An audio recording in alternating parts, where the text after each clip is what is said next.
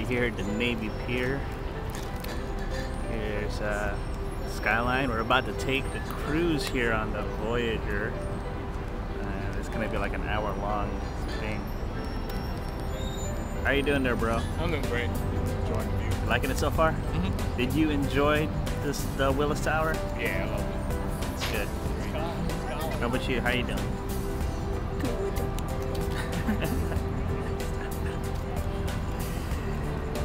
Ah, yeah, it's a really gorgeous day today. The sun's going down, so it's good. Anyways, I'll catch you later. Hopefully we can get some footage. We're just a little farther west of that, links up with the Mississippi. And so, with the quote-unquote discovery of that swamp, Marquette and Joliet, they were able to go across the entire continent by water in the direction that we're heading right now. They established a trade route through this area.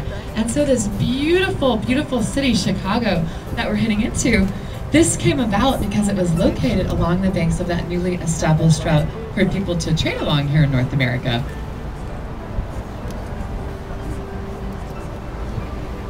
Well, of course, you know, anytime you have a big group of people all starting to live in the same area, you have some of the problems of urbanization of modern cities that come up.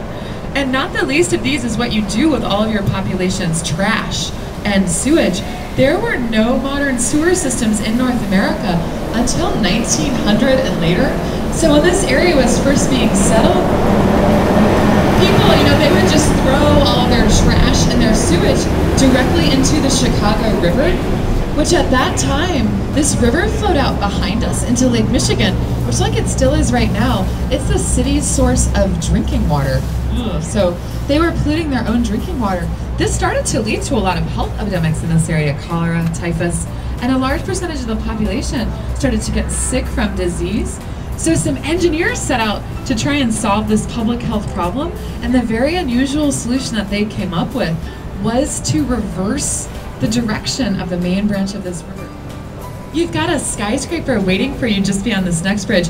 You'll see a building coming up. It has all these black glass recessed windows that shoot up into that beautiful blue sky tonight in lines. The NBC Tower is next off to our right. There's your picture, Justin. You say skyline and you NBC was designed by Adrian Smith from Skidmore, Owings & Merrill. That's a firm name that you'll hear a lot on any Chicago architectural trip. If you look about 3/4 of the way up on this building, you can see all of these spans with the space in between. This is a modern streamlined take on a Gothic load-bearing arch called a flying buttress. We'll see some deceptively more traditional looking ones just down the street in a minute. Peek a little ways north or over to the right, and you'll get a glimpse of one of them, except that those were cast out of concrete, which was a brand new building technology towards the beginning of the last century when this building was built here along Michigan Avenue.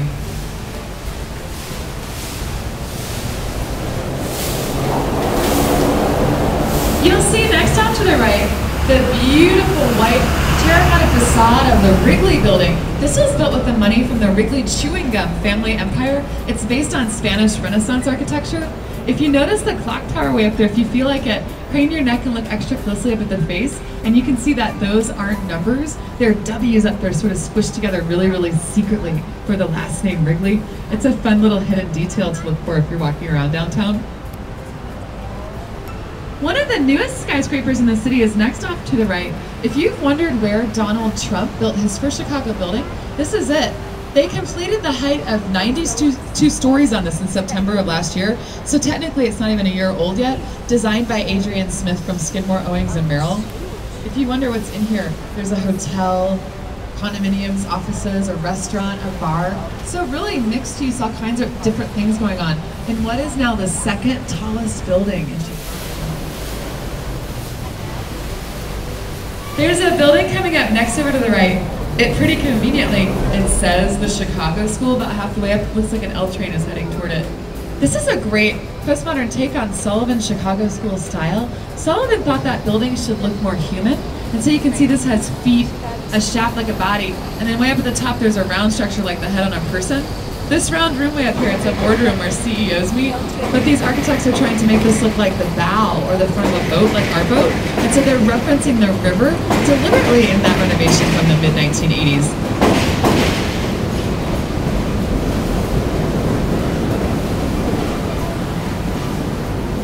You'll see next on our right a huge Art Deco building, the Merchandise Mart. When the Merchandise Mart was built, this was the largest building in the entire world per square foot until the Pentagon was constructed. This building is so big that until about 2 years ago, it had its own zip code from the Chicago Post Office. It was originally built by Marshall Field to be a warehouse for his dry goods business. And so if you see all these bronze busts, these gentlemen's heads that line this promenade, these are some of the merchant princes who helped build Chicago. Sears, Wanamaker, Marshall Field. Joseph Kennedy of the Kennedy family purchased that building for a fraction of what it had cost to build when the property value on it declined after World War II. And so the Kennedys owned that up until the late 1990s. Today it's mostly home to wholesale design material showrooms for interior architecture. It's fun too when you get over here to the right if you want to take a peek beyond the bridge and you really get an idea of just how huge that building is downtown. There's an L stop, there's a train stop on the system just for that building alone.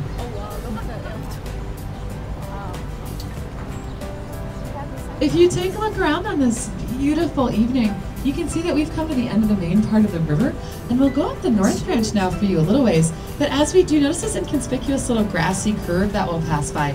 This is a really important part of the city. It's called Wolf Point, and this is where Chicago was incorporated on March 4th of 1837. So if you could have come here way back then, you would have found our first tavern right over here. Just across the river, the first hotel and another tavern. And there was a ferry, which basically would have been a horse and a raft. So if you needed to cross the river, you would jump on that right over here, you know, kind of take your chances. This was inspired in part because in the mid-1990s, the EPA changed the status on the Chicago River from toxic to merely hazardously polluted. So, you know, we've been trying really hard to clean up the water after a lot of industrial use and pollution. In the city, they really want to make the area near the river a nicer place to spend some time. You know, hopefully, the cleaner and cleaner we can get this river. We'll spin you around here in the North Branch, and we'll go south. We'll go ways down the South Branch of the river for you now. Beautiful sky in front of us tonight. This was built by the same brilliant team, Bruce Graham, who recently passed away, and Faisal Khan from Skidmore, Owings & Merrill, that built the Hancock. So we're looking at what was the world's tallest building until 1997, and then a building was completed in Kuala Lumpur, Malaysia. It's called Petronas Towers. And then all the architects in the world, they kind of argued back and forth for a number of years over if you measure the height of a building by the radio towers, the two big white towers you can see way up on the top, or if you measure the height by the tallest floor that someone can walk on inside. Well, then in 2004, a building was finished in Taiwan. It's called Taipei 101, and that building completely surpassed Petronas Towers and this one in height.